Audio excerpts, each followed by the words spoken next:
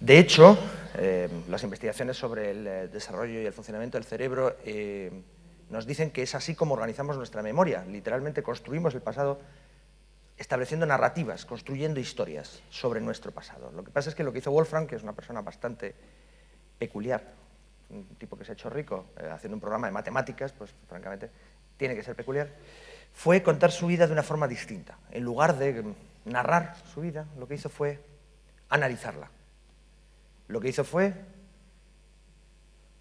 exprimir una serie de datos que había ido recopilando sobre su propia vida a lo largo de los últimos 25 años. Cosas como el número de correos electrónicos recibidos y enviados cada día, el número de teclas usadas en cada momento, etcétera, etcétera. Y con toda esa ingente cantidad de datos que había ido recopilando sobre su propia persona, construyó una forma de ver su vida completamente distinta a la que estamos acostumbrados.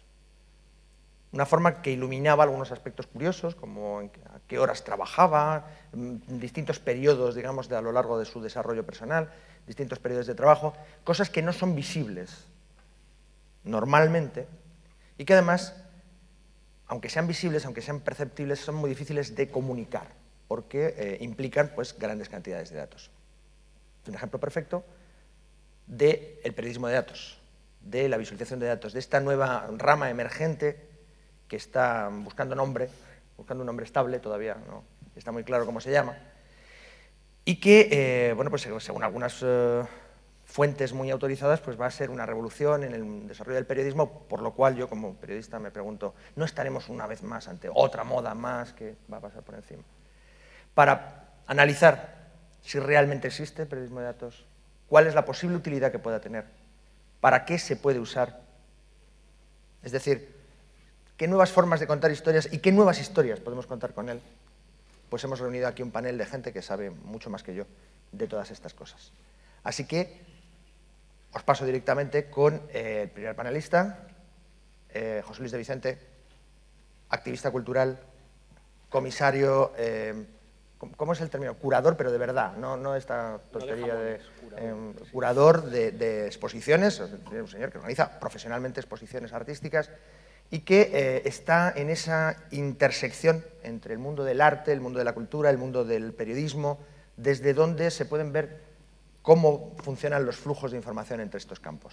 Así que le dejo a él que comience nuestra singladura. Gracias, Pepe. Gracias a todos por estar aquí en el slot de la muerte, probablemente la franja más complicada del Congreso. Bueno, antes que nada quería empezar creo, situando un poco el escenario donde íbamos a hablar hoy. Me viene muy bien que ayer Mauricio Carlotti en su presentación hizo una especie de división muy fuerte, muy rígida entre el laboratorio y la vida. Ayer hablamos básicamente de la vida, o creo que al menos esta primera hora y media vamos a hablar más del laboratorio, que yo creo que es importante porque es el sitio donde imaginamos la vida o donde intentamos solucionar sus problemas. Y por otro lado, también me gustaría resaltar, y creo que también es algo que va a estar en toda esta presentación, que el periodismo digital no es solamente estrategias de supervivencia del periodismo en la era digital, sino también es de qué manera el periodismo pueda abordar las transformaciones de base de la era digital. Y el periodismo de datos surge de aquí, surge de esta necesidad, sin ninguna duda. También deciros que para vuestra tranquilidad y para los que estéis un poco dormidos, estoy seguro que esta va a ser la presentación con más imágenes que se mueven y con pelotas de colores de todo el Congreso. O sea que... ¿No va? O no, o a lo mejor no. A lo mejor con ninguna. Ha salido un punto. Pues no sé qué hacer. ¿Por qué no me das vuestro ordenador? Empiezo yo y mientras tanto le... Ok. Sí. Confiesa, esto es una performance. Esto es efectivamente... Uy, no, se ha estabilizado. Estamos, está vivo. Bien. Ok, pues periodismo de datos, 5 proposiciones. Quería coger sencillamente 5 ideas o 5 principios que explican el por qué estamos en este momento hablando de periodismo de datos, también de dónde surge y en cierta medida por qué tenemos necesidad de él y de qué estamos hablando cuando hablamos de periodismo de datos. Es obvio que en este momento estamos hablando específicamente de él, pero no ha surgido de la nada, no viene dado pura y exclusivamente por las necesidades de una tecnología que está potenciando nuevos lenguajes y nuevos usos.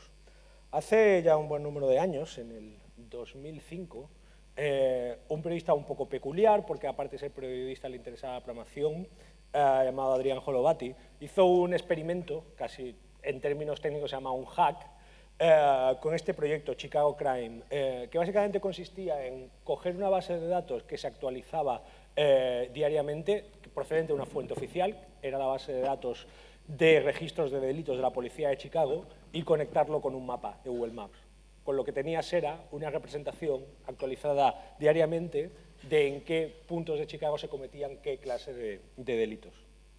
Y si alguien quiere buscar un cierto momento fundacional en la nueva era del periodismo de datos, nos podía valer sobre todo cuando Holovati publicó un texto que para algunos tenía algo de manifiesto, un año después, que se llamaba Una manera fundamental de que los sitios de noticias tienen que cambiar, y en el que lo que hacía era una apelación a dejar de entender, herejía, la historia como centro del lenguaje periodístico y pensar que la información, los datos, podían organizarse y estructurarse de otra manera en un momento además en que teníamos una enorme arquitectura para organizar, estructurar la información y automatizarla, que nos permitiera dirigirnos a ellos. Y si buscas fuentes acerca de cuándo empezamos a hablar de qué manera los sistemas de almacenar, clasificar y estructurar la información podían proporcionar una nueva manera de entender el periodismo, pues este es un buen momento para empezar. Pero este no fue el año cero, ni mucho menos. De alguna manera siempre ha habido un acercamiento al periodismo basado en estructurar grandes cantidades de datos, o relativamente grandes, aquí con muchas comillas, por lo que os contaré ahora. Esta historia es bonita, esto es un artículo que aparece nada menos que en el número 1 del Guardian, mayo de 1821.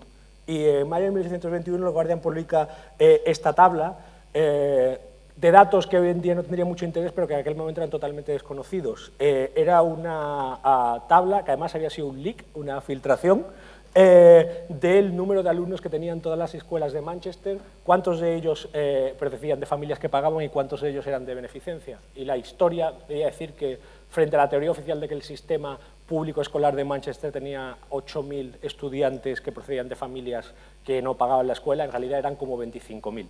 Y es curioso que esa misma historia ya viene a decir algo así como que es necesario proporcionar los datos para poder tener una opinión fundamentada sobre, en este caso, decisiones de políticas públicas o muchos otros. Otro hito famoso de 30 años después, 1850 y algo, es la historia de la enfermera más famosa de todos los tiempos, Florence Nightingale, una revolucionaria del sistema sanitario, que produce un informe de 900 páginas para la reina, en el que explica que la mayor parte de las muertes en las guerras, en combate, no tienen lugar por heridas del enemigo, sino por las condiciones de insalubridad. Y para ello produce este gráfico que pertenece ya a la historia de la infografía, pero que es la manera de resumir 830 páginas de tablas en algo comprensible y comunicable, y que tuvo un impacto muy fuerte en su momento. Así que, como decía, venimos de algún sitio, tenemos una necesidad. Pero eso no quiere decir que no haya una razón especial o específica para hablar de periodismo de datos ahora, porque la realidad es que es más necesario que nunca. Tenemos una necesidad de estas metodologías y de este prisma más importante que en ningún otro momento, porque en los últimos 15 años nos hemos venido aplastados por una condición que es un hecho central de nuestro momento, creo, que es que nuestra capacidad de generar información, pero sobre todo de almacenarla e indexarla, se ha disparado exponencialmente, a niveles antes impensables. Y esta imagen me sirve muy bien para explicarlo porque es muy intuitiva y todo lo vais a entender. Cuando Apple lanzó al mercado hace poco más de 10 años el primer iPod, tenía 5 gigas de capacidad, o sea, unas 1000 canciones, y salió al mercado por $399. 8 años después, el mismo producto tenía 160 gigas de capacidad, o sea, se había multiplicado por un factor de 30 y tantos, pero se había reducido el precio, había pasado de 399 a 249. Y he dejado de actualizar esta diapo porque Apple ha decidido que nadie debe querer llevar más de 160 gigas de canciones encima, y nos ha variado, pero si hubiera seguido haciéndolo, esta curva hubiera seguido subiendo y subiendo. Así que el coste de almacenar información está cayendo hasta niveles prácticamente marginales. Y esa es la razón por la que estamos llenando la superficie de la Tierra de sitios como estos. La gran industria emergente en nuestro tiempo, por decirlo de alguna manera, es la de la preservación de información. Esto es un data center de Google, O sea, una vez os habéis preguntado dónde están vuestros emails de Gmail o vuestros vídeos de gatos de YouTube, están aquí, al lado de un río, consumiendo vastas cantidades de electricidad. Según algunas estimaciones, la industria de los data centers consume ya alrededor de entre el 2 y el 3% del consumo eléctrico mundial, algo así como un país como Noruega.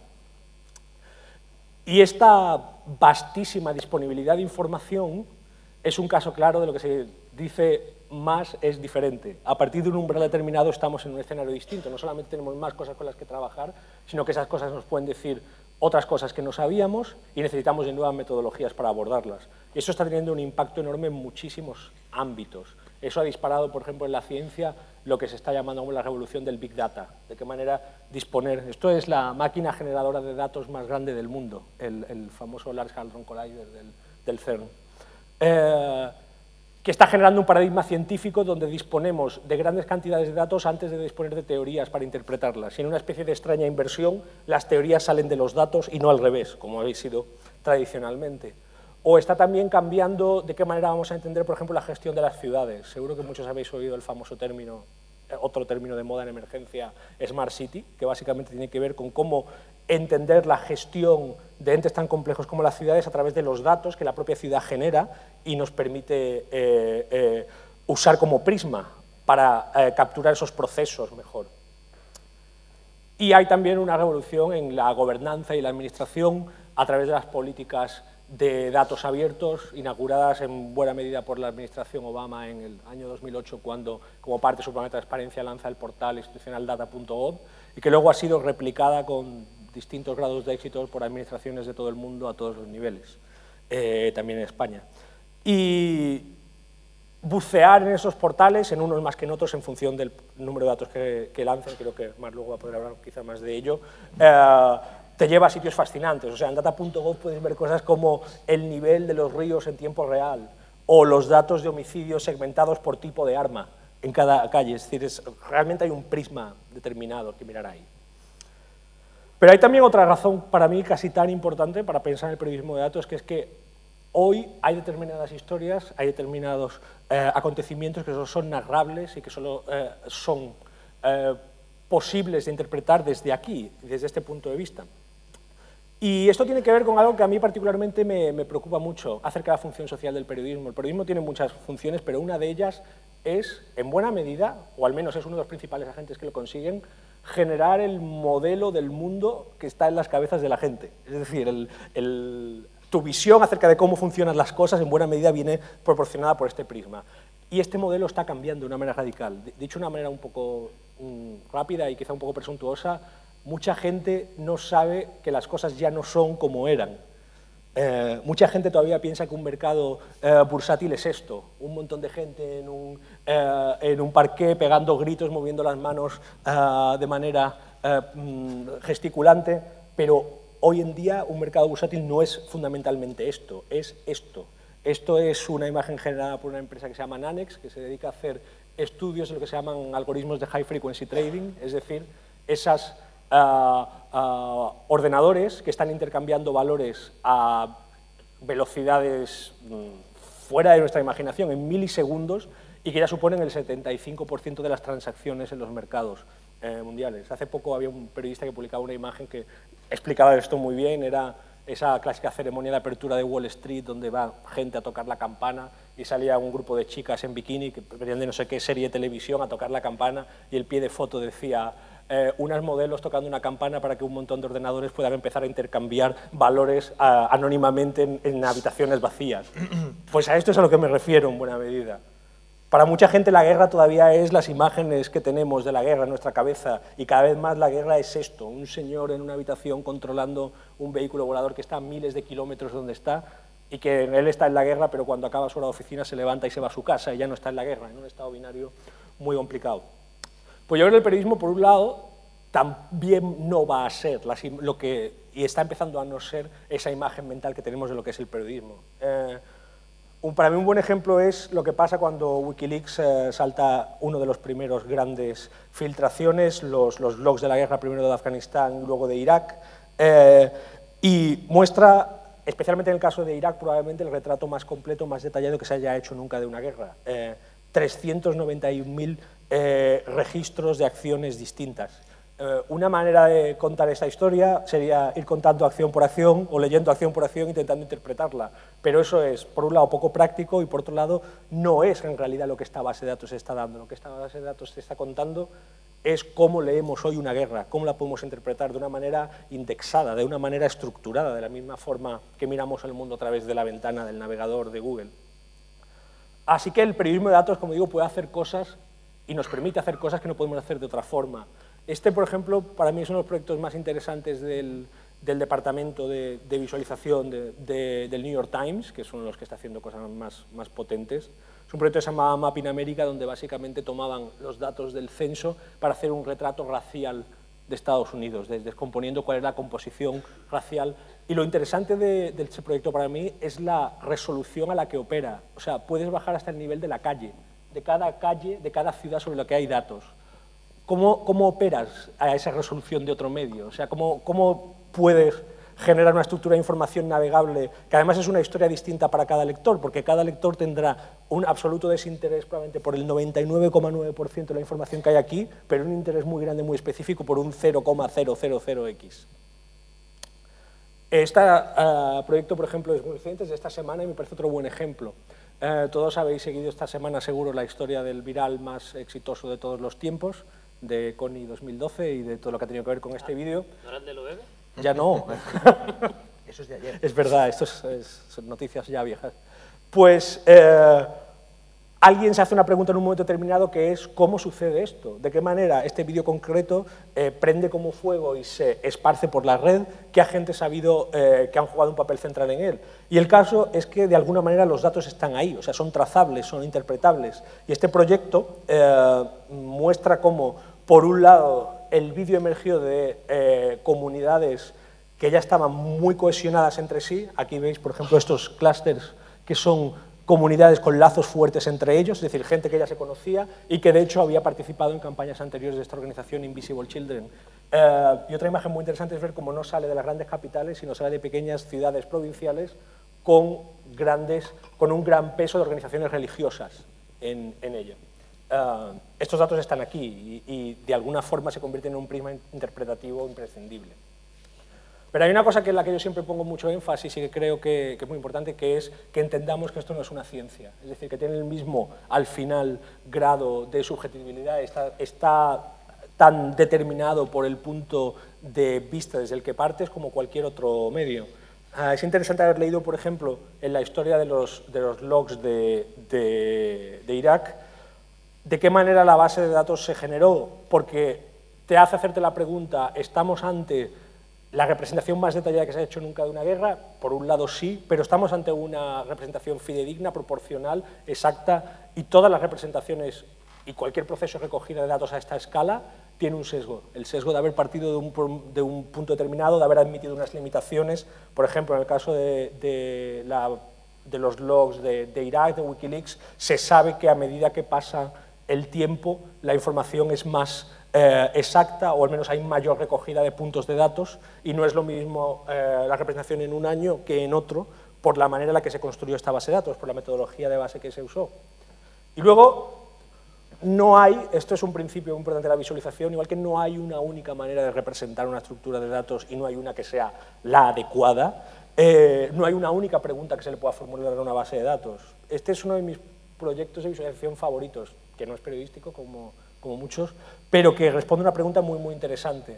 Es un proyecto que se llama $1 Million Blocks, son manzanas de $1 millón, y es un mapa de crímenes que partía de datos similares a los que utilizaba el primer proyecto de todos que vimos. Pero la diferencia en este proyecto es que la pregunta que se hacía no era dónde se cometen los crímenes, sino dónde viven las personas que son encarceladas por cometer estos crímenes. Y entonces hacía una comparativa entre cuál es el gasto que le cuesta al Estado mantener a esta gente en prisión frente a cuál es la inversión social en barrios determinados. Y muchas veces veías, y era lo que el proyecto quería hacer, es cómo vecinos de una manzana en la cárcel generaban un determinado gasto de mantenimiento al Estado que estaba totalmente desequilibrado con la inversión social, a lo mejor en esa misma manzana de ese mismo barrio. Aquí hay un ejemplo de posicionarte la pregunta sobre las mismas estructuras de datos desde un lugar completamente distinto. Y al final casi creo que es el componente más periodístico de lo que se puede hacer con datos. Y para acabar, lo último que quería decir es que el periodismo de datos es un espacio fuertemente transdisciplinar. O sea, es lo que pasa cuando juntas o cuando hay juntar a un estadístico, un diseñador gráfico, un programador, un hacker y a un periodista de investigación. Y por lo tanto no lo harán solo periodistas y en nuestro espacio no lo están haciendo solamente periodistas. Y creo que en este panel hay un buen número de gente encima del escenario que no son periodistas, lo cual ya quiere decir algo. Por hablar muy rápidamente de mi libro, en este momento hay una iniciativa que en España, que es el Grupo de Periodismo de Datos de Media Lab Prado. Media Lab Prado es un centro de investigación en cultura, realmente es una célula de investigación abierto a todas las distintas comunidades de prácticas. Y bueno, si luego tenemos tiempo, a lo mejor hablaremos un poco más de qué iniciativas hay abiertas en España en periodismo de datos para que sepáis dónde podéis saber más y dónde podemos construir un espacio que es necesario y que todavía, en su buena medida, la gran mayoría de medios no está interiorizando, no está considerando como propio. Perfecto.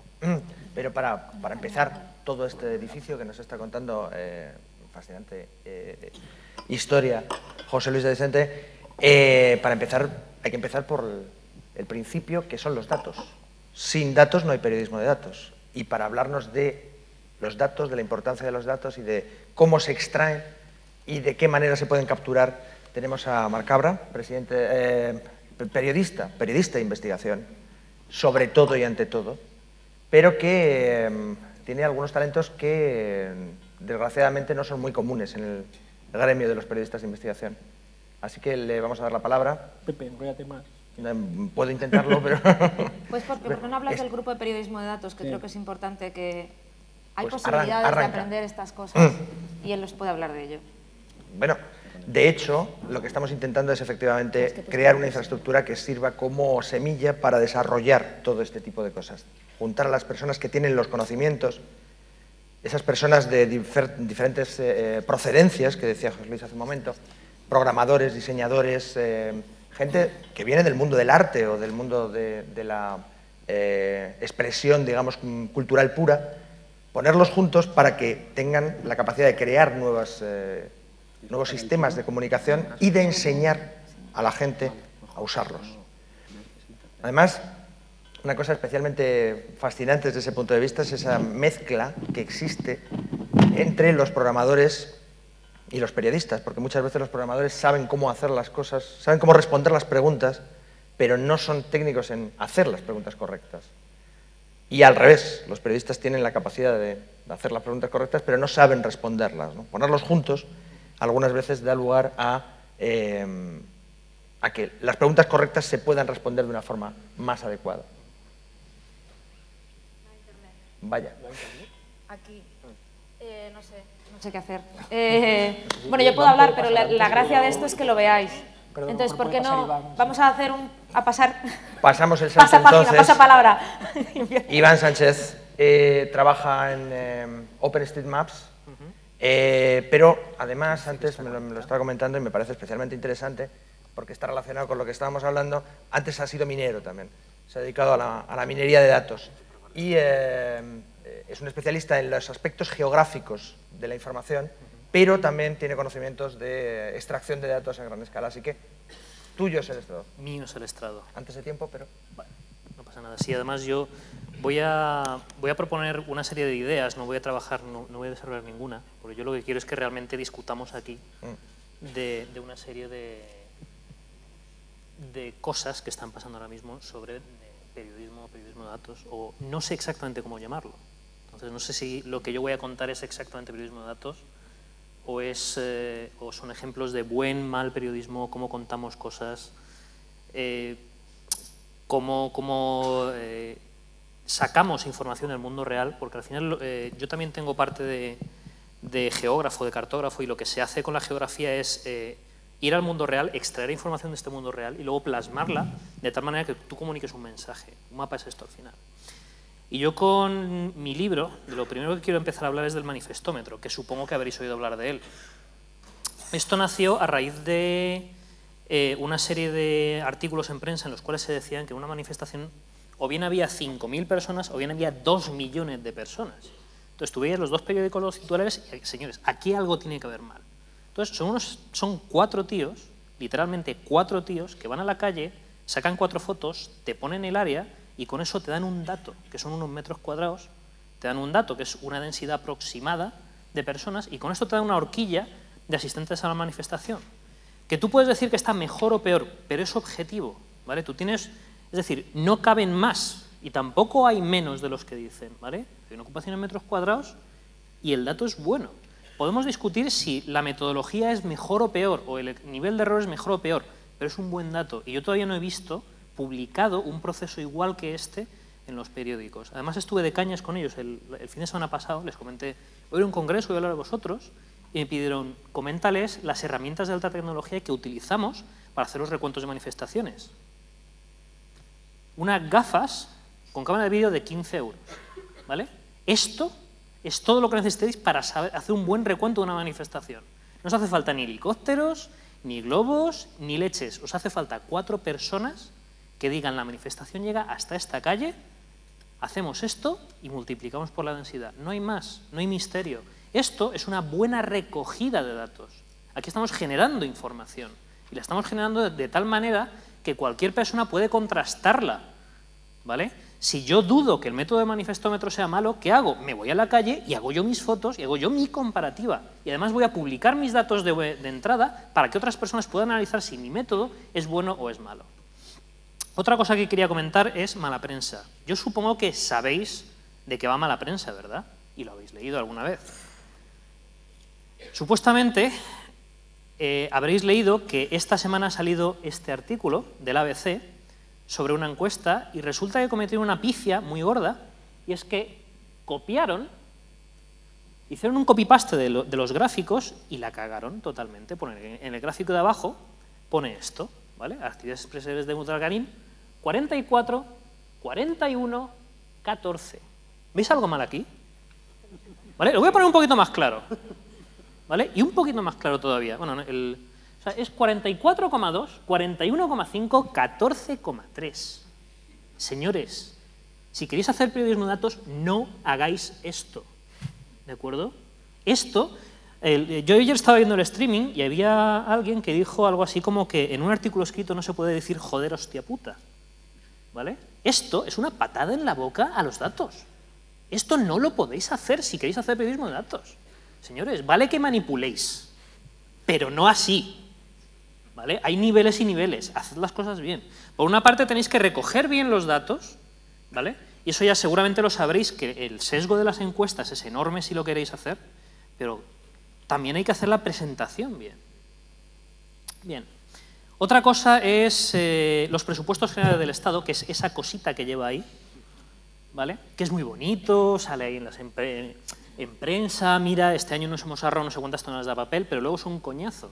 Son tablas y números, y eso no hay quien se lo coma. La información, el origen de la información es perfecto, ¿vale? La información es original, está tabulada, está organizada, pero la visualización no es buena. Por eso hay un par de proyectos, el dónde van mis impuestos, que te ayuda a ver qué leches está pasando, ¿vale? Y el problema que tenemos en España se llama esto. Deuda externa, señores, el problema es este. ¿Y sabéis cómo no se resuelve? Recortando de aquí y recortando de aquí, recortando un 20% de este circulito, no tapamos esto, ¿vale? Y esto es lo que no se cuenta, porque los seres humanos somos muy malos con números, ¿vale? Y esta visualización, al igual que esta otra, te ayuda a entender eso, ¿vale? Deuda externa, que es... Estas son las pensiones, la deuda externa creo que era el gris en este.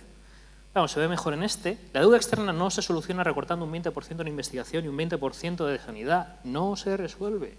Y esto, el problema es siempre hay no sé cuántos millones, y no somos capaces o no sois capaces de que ese número lo entiendan los lectores. Bien. Más cosas. Mapas. Al final, es lo que decía antes, tú vas a tener un origen de datos, este es bueno porque son los resultados electorales, y visualizaciones por otro lado. Esta es la visualización de votos y cifras que al final te permite bucear en los datos, ¿vale? Yo lo que quiero siempre es poder acceder al origen de la información para ver si la visualización que se está haciendo y la interpretación que se está haciendo es buena o es mala, independientemente de la opinión que después esté, ¿vale? Este es otro ejemplo bastante curioso. Este es en Nueva York las inspecciones de sanidad de los restaurantes. Esto al final tú tienes unos datos del, pues no sé si será el Ministerio de Sanidad o equivalente, que lo publican de manera tabular con la dirección del restaurante y cuántas faltas ha cometido, y tú eres capaz de, como tenemos acceso a los datos y tenemos acceso a las herramientas que nos permiten trabajar con estos datos, somos capaces de extraer información, ¿vale? Los datos, si tú se lo pides con suficientemente insistencia, te van a contar una historia, y si los torturas, te van a contar lo que tú quieras oír, ¿vale? Esto es también una visualización que a mí me resolvió muchas cuestiones sobre la hambruna en Somalia, que estaba tan de moda hace un par de meses, creo. Y lo que representa esto, esta visualización, es muy interesante porque hay una área rayada, ¿vale? Que significa que en toda esta zona, si entra la Cruz Roja, les pegan un tiro, ¿vale? Esta visualización lo que te dice es, el problema no es de falta de alimentos. El problema es que si entra la Cruz Roja le pegan un tiro, y si va con camiones, le pegan un tiro, roban los camiones y los queman, ¿vale? Entonces vamos a ver cuál es el problema, porque haciendo una campaña de hazte un donativo de 20 euros no va a arreglar la situación, porque a la Cruz Roja le pegan un tiro cuando entra, ¿vale? Son visualizaciones que al final uno puede hacer cuando uno tiene datos, como ciudadano mismo y como hacker que está aburrido a las 2 de la madrugada, cuando uno tiene datos y tiene ganas o mucho tiempo libre, hace estas cosas, que cuentan historias. Esto está contando una historia realmente, ¿vale? Luego, el tema de los mapas, que nos creemos que siempre están bien, y los mapas no están bien, los mapas mienten, y los mapas tienen un sesgo también, ¿vale? Esto es Google Maps, y eso es Sarajevo. Sarajevo no existe, ¿vale? No hay ningún problema en Sarajevo porque Sarajevo no existe como ciudad en Google Maps, señores. Y a veces nos creemos que, como Google es fantástico y gestiona muchísima información, es perfecto. No, tiene un sesgo, y tiene un sesgo importante, ¿vale? Es un sesgo comercial también, o vete tú a saber por qué. Pero, si a nosotros nos ocultan información, yo no sé qué puede estar pasando ahí. No puedo localizar cosas, tengo bastantes problemas. Este proyecto, que seguramente lo conoce Mar también, es el de Adopta un Diputado. Hace un par de meses, o algo más, se exigió a los diputados y parlamentarios decir cuánta pasta tenían, básicamente, cuál es su patrimonio. ¿Cuál es el problema? Que eso lo hicieron en papel. Entonces, cada senador, cada parlamentario lo mandaba en un papelito escrito a mano, eso con el sello encima, con todo grabateado, escaneado, y me dan la imagen. Esto no se puede procesar. Cuando yo tengo los presupuestos del Estado, me los dan en tablas, me dan en cosas que puedo manejar y puedo sacar información fácilmente. Esto no. Esto es un problema de la recolección de datos. ¿Qué es lo que pasó? Hubo unos señores que, gastando mucho tiempo libre y muchas horas de sueño, esos PDFs los pasaron a un formato que yo puedo manejar. Esto es una hoja de cálculo con la cual yo puedo trabajar y puedo hacer cosas como estas. Esto es un gráfico de la información en el cual yo puedo ver qué me están contando esos 800 PDFs que me han dado que eran basura cuando no me los han dado porque no están tabulados. Esto es algo que yo siempre digo, quiero los datos crudos, ¿vale? Está muy bien que, como periodistas, vuestro trabajo es procesar esos datos para contar una historia, y es lo que debéis hacer. Pero eso no implica que me debáis ocultar los datos de entrada. Yo quiero los datos de entrada, y quiero los datos de entrada para saber si estáis haciendo un buen trabajo o un mal trabajo. Al final va a pasar como el manifestómetro y como contabais ayer, ¿vale? Lo que contabais ayer era ¿por qué leches tengo yo que comprar un periódico si me va a contar la noticia de ayer? Y me lo va a contar con un sesgo que yo sé cuál es, ¿vale? Yo por lo que quiero los datos es precisamente para poder hacer eso. Yo os quiero hacer la competencia. Yo quiero contar la misma historia que vais a contar vosotros mañana, mejor explicada, con un mejor gráfico y con mi sesgo en vez del vuestro. Por eso quiero los datos de entrada. Este es un libro que os tenéis que leer, ¿vale? El hombre numérico, que es básicamente, no sabéis lo que significa 1 millón y no sabéis lo que significan 1000 millones. Y qué problemas genera esto a la hora de contar historias con números, pues somos incapaces de hacer estas cosas. Este es otro libro que además han dicho que ningún periodista debería trabajar sin leérselo antes, El mala ciencia de Ben Goldacre, en el cual trata muy bien, pero muy bien, todo el tema del sesgo estadístico. Fantástico, absolutamente. Esto es un cómic de XKCD que me hizo muchísima gracia cuando lo vi, porque cuenta que un político ha pedido a la prensa que no haga encuestas a la calle, sino que se base en los datos. Y la respuesta de la prensa es: vamos a preguntar a nuestros televidentes en la calle qué opinan de todo esto. Así que esto es todo mi rollo. Y aquí, pues si vamos Mar a está. Entonces, a Mar, ahora Mar funciona. estaba antes de que llegara ninguno de vosotros. Y sin embargo, fíjate. Quiero recalcar. Castillo Bueno, a de ver Dios. si se ve. Hemos irritado a los dioses. A la cabra por lo menos. ¿Se ve? Ah, vale, bueno, pues ponla. Dale al play, Sam. Bueno, como decía Pepe, yo soy periodista, soy una especie en extinción, como me decían algunos ayer, porque tengo la suerte de poder dedicarme al periodismo de investigación. Trabajo para el Consorcio Internacional de Periodistas de Investigación, que es una organización en Estados Unidos que hace periodismo de investigación a nivel transnacional. Y también ahora mismo estoy trabajando en un nuevo proyecto, que es la Fundación Ciudadana Cibio, que es una fundación que acabamos de lanzar, bueno, que acabamos de crear y que lanzaremos dentro de poco, en la que vamos a intentar utilizar la tecnología para apoyar una mayor transparencia, una mejor gobernanza y hacer que mi madre entienda cosas como los presupuestos generales del Estado. De hecho, ¿dónde van mis impuestos? Es una de las aplicaciones que va a tener la Fundación Ciudadana Cibio. Toda la presentación que voy a hacer luego la voy a poner pública en mi Twitter, ese es el Twitter. Entonces, si alguna cosa paso rápido, algún enlace no pasamos tiempo mucho en él, pues luego podréis verlo. Estamos hablando mucho de periodismo de datos y a mí me da la sensación en España que se habla de periodismo de datos y se piensa periodismo de datos igual a visualización. No, no tiene nada que ver con que tenga una visualización o no, tiene que ver con coger unos datos, analizarlos y sacar una historia original y novedosa. A lo mejor va con visualización, a lo mejor no, a lo mejor es un texto escrito como os voy a explicar. Yo os quiero contar un ejemplo de lo que para mí es muchas veces el mundo ideal, que es Estados Unidos. Hace un par de años yo pedí al estado de Texas cuánta medicación para enfermedades mentales toman los niños bajo tutela del Estado. Y ellos lo que tenían en su página web era esto. Tenían esta información, la estáis viendo, a ver. Tenían, pues bueno, unas estadísticas en la que te decían pues, el porcentaje, por años, total. Luego había algunos datos más por edades, pero no te decía por regiones, dónde se medica más a los niños. Esto ya es mucha información, algo así no existe tan detallado en España. Esa es la diferencia entre una estadística agregada, un número que te dan y que te lo tienes que creer.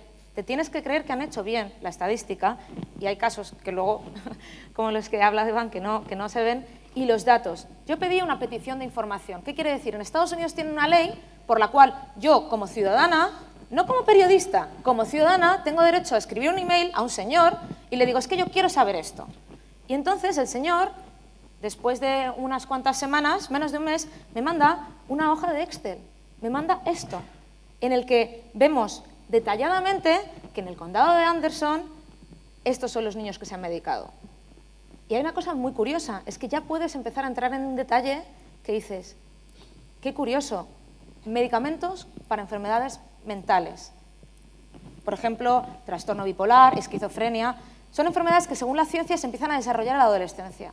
Pues en el estado de Texas han decidido que había en el año 2009 88 personas en el condado de Bexar, 88 niños de 0 a 2 años que ya tenían trastorno bipolar, que ya eran esquizofrénicos por las conversaciones que habían tenido, digo yo que lo habían decidido porque no entiendo muy bien por qué. A lo mejor es porque están utilizando los medicamentos para drogar a los niños y que sean mucho más manejables, ¿no? Esto no me lo estoy inventando, no es una hipótesis, lo ha demostrado más tarde un informe de la oficina que audita al gobierno, que ha dicho el gobierno no está haciendo suficiente para controlar a estos niños. Y es que hay una frase que me gusta mucho que se llama que los datos son sagrados. Es verdad que luego la interpretación puede ser diferente, pero los datos están ahí, y más si los haces públicos. Tú lo puedes replicar, mi madre también los puede replicar si supiera un poco de Excel. ¿Para qué? ¿Cómo llegamos ahí? Pues llegamos ahí haciendo muchas cosas y se pueden hacer, y os quiero demostrar que es posible hacer periodismo de datos en España, pero con una ley de transparencia y acceso a la información sería muchísimo mejor. Es decir, yo quiero tener derecho como ciudadana a poder pedir a un señor y que me responda en 15 días. Eso no existe en España. Y es por eso que creo que los periodistas y todos los que estáis aquí tendríamos que estar pidiendo en nuestros Twitters, en nuestros Facebook, en todos los blogs que tenemos que tener derecho a poder acceder a la información. Si es información pública que se ha generado con nuestros impuestos. ¿Por qué la tienen en cajones? El Ministerio de Medio Ambiente publica un listado de todos los informes que han hecho en el año, pero los informes no se pueden leer. ¿Por qué no me los pones? ¿Por qué no puedo saber qué habéis descubierto sobre el atún rojo, por ejemplo? Lo que os decía, en un plazo. Ahora pides una información y como periodista te responden a lo mejor porque tienen miedo a que publiques algo negativo, pero a lo mejor no te responden. Pues imaginaros a cualquier ciudadano. Y que en una ley en donde no sean las excepciones la norma. Que podamos pedir el mayor número de información posible. Ahora mismo hay un proyecto, el Gobierno ha dicho que va a hacer un proyecto de ley próximamente. Esperemos que no empiecen a hacer exclusiones.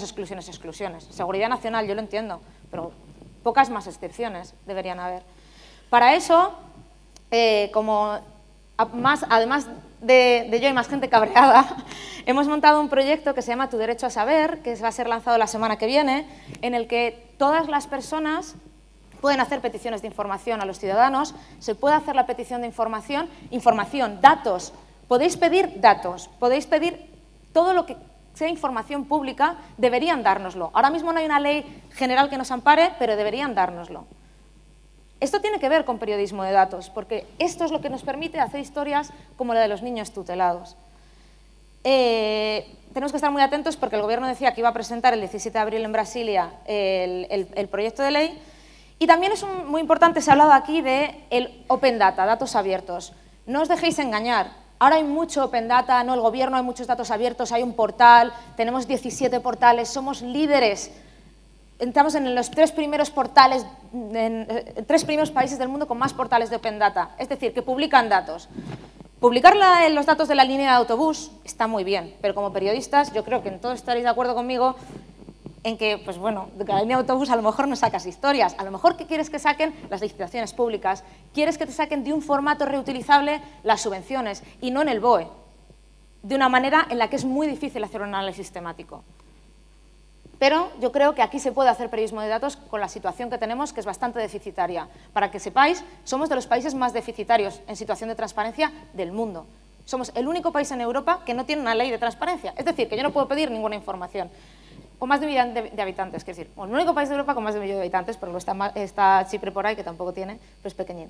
Entonces, ¿por qué digo que se puede? Que se puede hacer periodismo de datos, que podéis hacer historias originales. Aquí estamos hablando mucho de tenemos que reinventar. Bueno, a veces no es reinventar la rueda, simplemente utilizar las herramientas que ya existen para contar historias diferentes. Si nos dan una nota de prensa con los datos del INE, ¿por qué tenemos que sacar la nota de prensa con los datos del INE? ¿Por qué no nos descargamos los datos del INE sobre la encuesta de población activa y hacemos nuestro propio análisis? No el que ha querido el INE hacer y vendernos. Y podremos ver otro detalle también. Si yo soy un diario de Granada, en el diario de Granada querrán hacer otro análisis que el que ha hecho el INE a nivel nacional sobre la encuesta de población activa. Quiero deciros también que aunque no se pueda pedir información a nivel general, la información medioambiental sí que se puede pedir, porque hay una ley de acceso a la información, con lo cual todos los datos que queráis los podéis pedir a través de la ley de acceso a la información medioambiental si tienen una relación con esto, y os tienen que responder en un mes. Y además somos parte de la Unión Europea. Muchos de vosotros habéis visto la historia de este abogado que ha conseguido la carta, que ni el Gobierno consiguió, ni Rajoy ha conseguido, que es la carta del Banco Central Europeo Zapatero. Bueno, pues esto está utilizado, él ha utilizado una ley de acceso a la información en la Unión Europea. Y no solo se puede pedir información, se pueden pedir datos. Puedes pedir datos, todos los datos que dé los Estados miembros a la Unión Europea, como pueden ser todo el detalle de las subvenciones pesqueras, por ejemplo, que es un caso que os voy a contar a continuación. Y tenemos una cosa que es una mina, y creo que muy poca gente está haciendo trabajo con esto, que es el Boletín Oficial del Estado y los boletines regionales. Ahí se publica muchísima información, muchísimos datos. El problema es que se publican en PDF. Entonces, ponerte esto en un formato utilizable como puede ser un Excel, como comentaba Iván, pues lleva un tiempo. ¿Es rápido? No. Ahora, hay lugares en los que ya hay datos disponibles, como la ayuda oficial al desarrollo. Yo descubrí esta página web hace poco, donde el Ministerio de Asuntos Exteriores y Cooperación publica en un Excel es decir, que ahora mismo os lo podéis descargar todos y empezar a analizarlo mientras hablo, sobre en qué se invierte la ayuda oficial al desarrollo. En Excel, desde 1998. Es decir, que ahora que es noticia que han recortado muchísimo la ayuda oficial al desarrollo, podemos bajárnoslas y empezar a hacer comparaciones. ¿En qué país han recortado más? ¿Por qué no se han recortado en X países y sí en otros? Y podemos empezar a hacer unas preguntas, de nuevo, originales y que sacarán una historia que nadie tiene. Entonces, yo os quería contar simplemente cómo hace poco publiqué una historia de esas que nadie tiene. Nadie había hecho el cálculo de cuánto dinero público se había llevado la industria pesquera española de 2000 a 2010. ¿Por qué es importante esto? Bueno, no sé si sabéis que ahora mismo alrededor del 85% de los recursos pesqueros a nivel mundial están en el nivel, en el límite o por encima del nivel de explotación. Es decir, que quedan el 15% de los recursos pesqueros más o menos a salvo. A lo mejor mañana no tenemos peces. Es por eso es importante saber si el dinero público se está invirtiendo correctamente.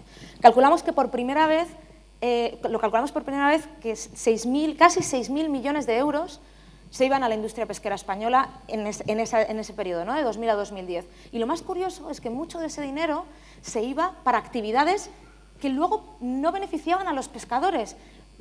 Actividades como exenciones fiscales al combustible, que hacen que barcos más grandes pesquen más.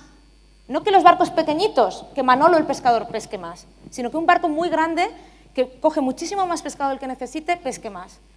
Estamos subvencionando una serie de actividades que incluso van en el propio detrimento de los pescadores, del futuro de los pescadores. A mí la verdad es que me llamó la atención. ¿En qué estamos gastando nuestro dinero? Esas son las preguntas que yo creo que podemos responder con periodismo de datos. Esto es lo que publicamos en El Mundo. ¿Y de dónde salen esos datos? Pues era España, no había ley de acceso a la información. Y aquí, bueno, os he listado más o menos una lista de dónde salen. Uno, como somos Europa, esa información es pública a nivel europeo y ahora mismo la Comisión Europea obliga a la Administración española a publicar un listado. Está todo en la página web del Ministerio, en algún lugar que no lo he puesto por aquí, pero bueno, está todo en la página web del Ministerio en lo que es iniciativa comunitaria de transparencia. ¿Por qué? Porque les obligan a hacerlo, porque hay una ley que dice que tienen que hacerlo. Si no, ¿por qué íbamos a saber que Manolo García ha tenido 3.000 euros por una paralización temporal? Y estos son PDFs. Es un formato que no deberíamos publicar en PDF, pero bueno, por lo menos puedes hacer algo, sobre todo si tiene formato de tabla.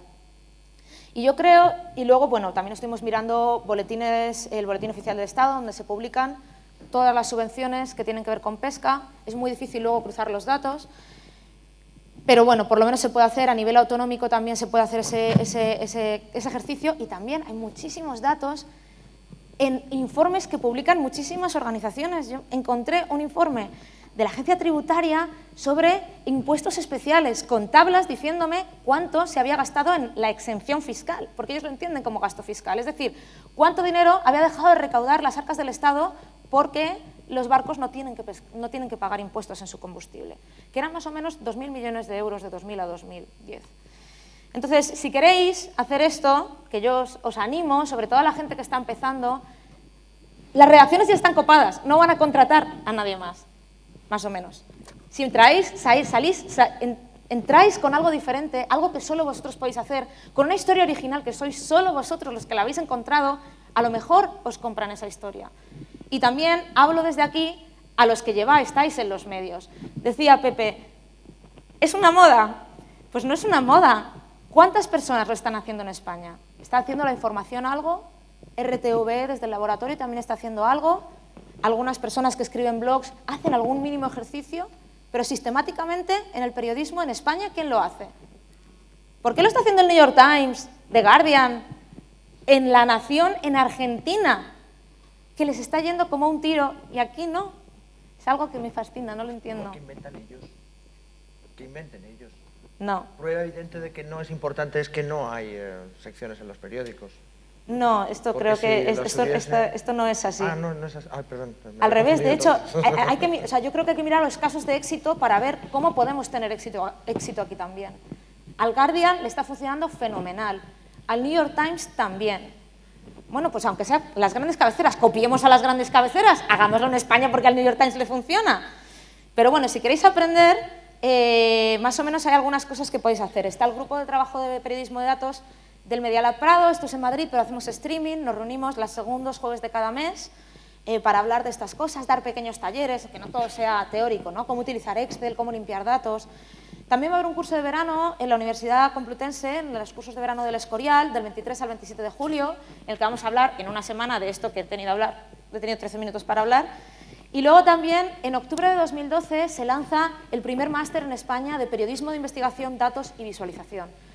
También estamos abiertos, estamos a la búsqueda y captura de 20 personas que quieran aprender esto en España. Y no estamos hablando solo de periodistas, estamos hablando también de informáticos que ayuden a trabajar estos datos, a obtener estos datos, a rascar la web para poder tener una base de datos que a lo mejor no existe y sacar esa información. Y os recomendaría, lo mismo, dejar esto luego puesto, que este tipo de herramientas. El blog de Guardian Data Blog, La Nación tiene un blog en español, que se llama La Nación Data.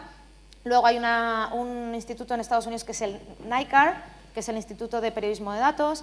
CIJ es un centro en Londres que también hace formación de periodismo de datos. Y luego también hay una iniciativa que se llama Data Driven Journalism, que es una página web del Centro Europeo de Periodismo, que tiene una lista de correo en la que también se cuecen muchas cosas en esa lista de correo. Y os aconsejaría que os apuntarais si esto os interesa, y nosotros estaremos por aquí para luego hablar todo de ello.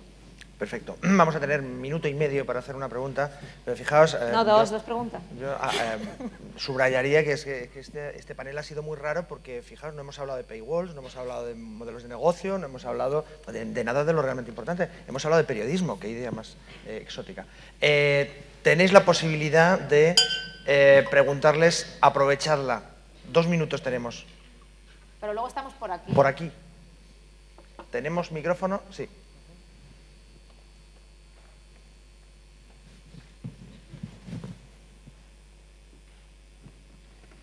Teníamos aquí a uno y hay otro. 2. ¿Alguien más? Vamos a poder coger una pregunta más. Luego después. Dispara. Yo quería preguntar, bueno, a todos, en especial a José Luis, porque ha sido quien lo ha citado, el tema de Big Data como elemento de futuro en el análisis de datos, es decir, en el momento, si no puede volverse en algo perverso, en el sentido de, bueno, tampoco perverso, porque tener los datos todos, no solo el Estado, pero en un análisis con grandes computadoras de unos datos de todos los usuarios o de todas las personas, no puede llevar a veces a elementos predictivos que ejerzan un control sobre la ciudadanía. No sé si me explico.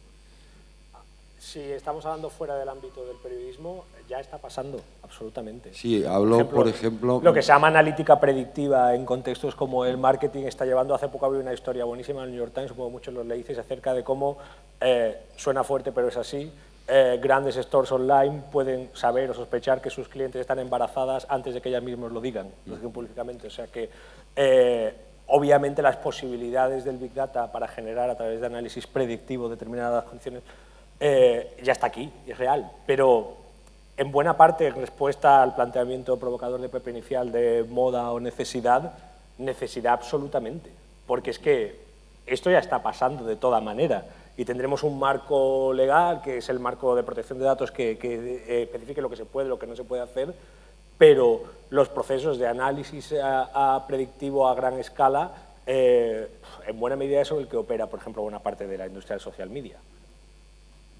Podemos llegar a un escenario tipo Minority Report, donde a través de tus datos sepan tu potencial de cometer un crimen antes mismo de que lo cometas. Yo es que la ciencia ficción es muy bonita, pero es un género de ficción determinado en el que suele pasar una cosa, que es que nunca se ponen énfasis en las aristas, es decir, las imperfecciones del sistema. Yo no creo en un absolutismo de los datos, en la idea de que hay una especie de bola de cristal que te dice todo lo que vas a ver, porque, como decía, todos estos procesos tienen su sesgo y sus imperfecciones y sus límites. Y, de hecho, incluso cualquier proceso de análisis predictivo de datos tiene más sentido a un nivel global estadístico, es decir, porcentualmente una posibilidad de que tengamos razón, pero no necesariamente en un escenario de caso a caso, usuario a usuario. Yo subrayaría, de hecho, el componente político que tiene el hecho de que los periódicos, para controlar a las empresas que están haciendo ya eso, necesitan dominar esas técnicas. Exacto. Necesitan conocerlas para poder establecer un mínimo nivel de control social. Teníamos otra pregunta justamente detrás y una tercera por ahí, no sé si nos va a dar tiempo a más. Te coloco en cola. Hola, en primer lugar, gracias por tratar este tema. Yo en 2000 tuve una experiencia de poder trabajar periodismo de datos para un medio americano, con un periodista americano que alucinaba en colores cuando le dije que, bueno, pues aquí lo de pedir información a la administración pública era alucinante, y cuando quería pedir un poco de información sobre una empresa privada, también registros mercantiles, bueno, una serie de líos impresionantes, pues alucinaba. Seguimos en la misma época.